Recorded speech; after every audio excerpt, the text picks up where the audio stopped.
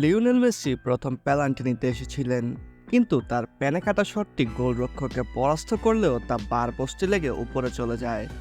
আর্জেন্টিনার জন্য রক্ষাকর্তা হয়ে উঠলেন এমিলিও মার্টিনেজ, যিনি দুটি পেনাল্টি রুখে দিয়ে আর্জেন্টিনাকে 4-2 ব্যবধানে জয় এনে দেন এবং দলকে সেমিফাইনালে নিয়ে যান। 1990 সালের সার্জিও গায়কোচিয়ার পর আর্জেন্টিনার পেনাল্টি শুটআউটে এত বড় ভরসা আর কেউ ছিল না।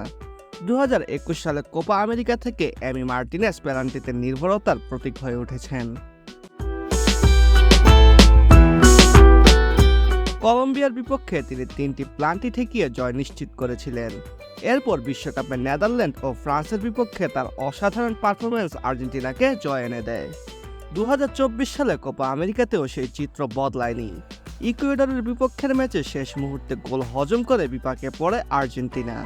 মেসির পেনাল্টি মিসের পরেও এমি মার্টিনেজ, আনহেল মেনা এবং অ্যালান মিন্দার শট রুখে দিয়ে আর্জেন্টিনাকে সেমিফাইনালে পৌঁছে দেন। পুরো ম্যাচে ইকুয়েডরের ঝটিকা আক্রমণের সামনে আর্জেন্টিনাকে ভুগতে হয়েছিল। প্রথমার্ধে লিসান্দ্রো মার্টিনেজের গোলে লিড পেলেও দ্বিতীয়ার্ধের শেষে কেভিন রড্রিগেজের গোলে সমতা আসে।